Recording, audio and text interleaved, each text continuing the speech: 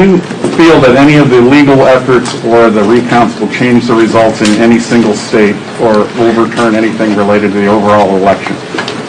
I focused heavily on the House races. I thought when I looked, I follow data numbers. I thought early on that Arizona, based upon the number of votes that were left out, could switch back to President Trump. Don't know if that's going to be the case. I see things narrow. Let me give you an example, I guess more on a micro level, because it's very difficult. Like I have in my own race, in my county we have 2 congressional seats. They tell me there's approximately 150,016 votes left. They use the number 16, and it's approximate. But they can't tell me in which district they are.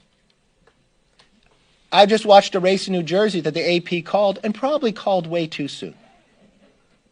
Tom Kean is coming back up because in the manner of what we've had this election is different than others, okay?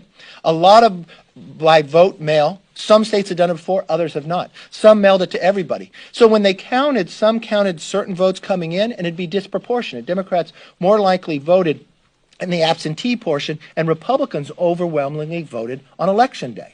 So each area doesn't count them the same. So in this case in New Jersey, they counted the votes based upon when they came in. So it looked like a member had a really high margin. So they call the vote. Now we're seeing it just trick down. So the new ones that are counting, Tom Kean's winning by 63%. So your answer to your question is, one could. And it's best because everybody took the time to go vote. Let's wait till we have all the information. They're going to recount by hand in Georgia. That's going to take some time. That's a close race. We had a close race in the last presidential. Let's let all of them carry out, and yeah, some of them could switch. Yes, ma'am. You added a record number of women to the conference, but obviously still a fraction of what the Democrats have in terms of diversity. You can't even give us that. Go ahead. I'm sorry. What's your plan to continue to increase diversity in the conference? Exactly what the plan I told you 2 years ago. That I believe the Republican Party is much more diverse than what reflects on the floor. And I think this election proved it. I think when you look at who ran, who represented the party, and where they represented it from. When you look at the results and the outcome, it's only in this room would we get a new record for the number of women. More diverse, and it only makes us stronger. That's what makes America strong. We're reflective upon that. Think about where we won. We won 2 seats in Miami. Maria Salazar, Carlos Jimenez. Maria defeated a congresswoman who was the former Secretary of the Health and Human Service, who called herself a pragmatic socialist. When I listen to the Democratic caucus on Twitter, they're all burning up. We're not socialists. They literally claimed to be, and they lost over it. We defeated a sitting chairman of a committee. Been here more than 30 years. The DCCC own chair had to put $1 million into her own race in the last week, and it was questioned on election night whether she was going to win. One day, you should at least let us have what took place that night. It was an unbelievable night for Republicans in Congress. Something that we told you about 2 years ago, that we would be more diverse exactly the way we look at it across the party. Those people had to run.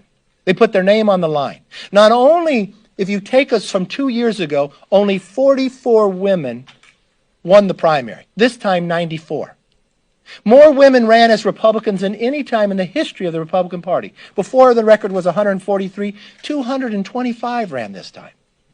So we're doing fabulous, and we're going to continue it. And what's going to happen with the success of the women, the success of the diversity, it's going to empower others to see, you can do it, I can do it too. Maybe I've been quiet about my beliefs in this party, but I know this party has a place for me, so they're going to join.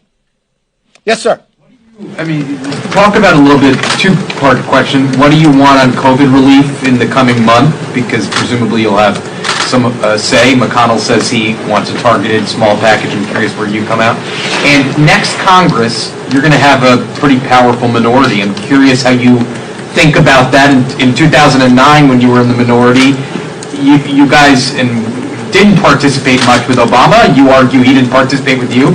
Well, let's not have that conversation. I'm just curious about your orientation going into next Congress if Biden's the president, which seems obvious to most people at this point. The first thing I want to have happen, I want politics to end on the COVID.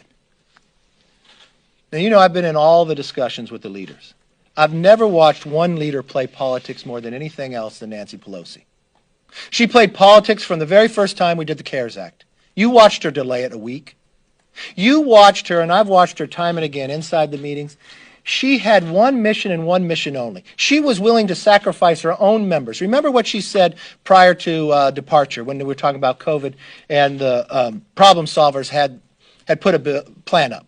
What'd she call the problem solvers? They're irrelevant. She knew her own members were going to lose, but her whole focus, her tunnel vision was, it didn't matter what the issue is, but if I can make President Trump weaker for an election, I'm going to do it. And what she did in that instance is she sacrificed our economy and people who were hurting. The election is now over, and I think it was very clear that she should end her politics about it. And we should be able to get into a room. We've got money sitting there. What did the Republicans do? We put on the floor 37 times to be able to vote for money for COVID, for PPP.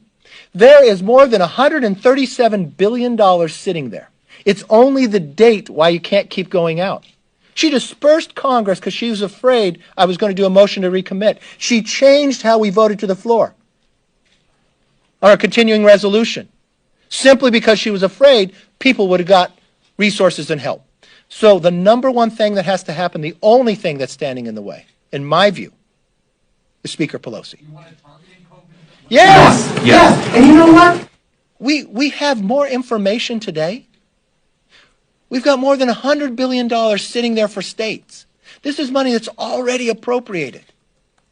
Why is it being held up? People need some relief, and we can provide it. That money, the PPP, goes to small businesses. It doesn't go to the owners. It goes to the employees. It pays the rent. It's every small city we know, a person who had a dream and took a risk and lets them stay around. That's all that has to get done. Now, working on the other side and thinking about the next Congress, I put a lot of thought into it. I'm first going to wait to see who holds up to become Speaker. As you know, I've been to those battles. They're not easy. It takes 218 on the floor. There were 15 Democrats who voted against the speakership of Nancy Pelosi last time. 10 of those 15 Democrats will be back. If 10 Democrats vote again against Nancy Pelosi, she will not be Speaker. You see, the numbers are different. It is the smallest Democrat majority since World War II.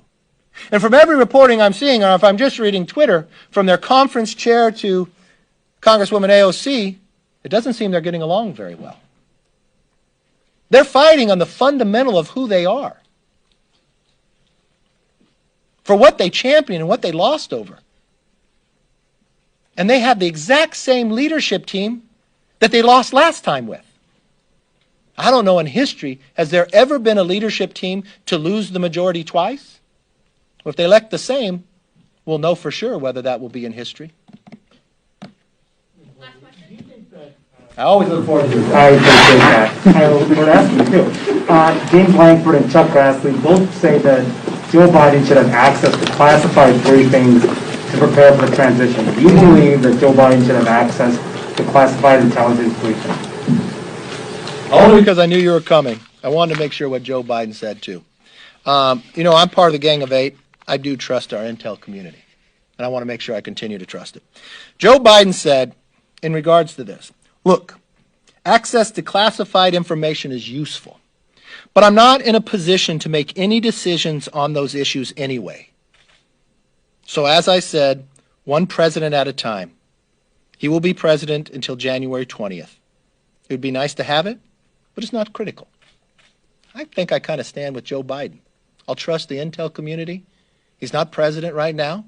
Don't know if he'll be president January 20th, but whoever is, will get the information. Thank you all very much. Look forward to spending time with you. Greater.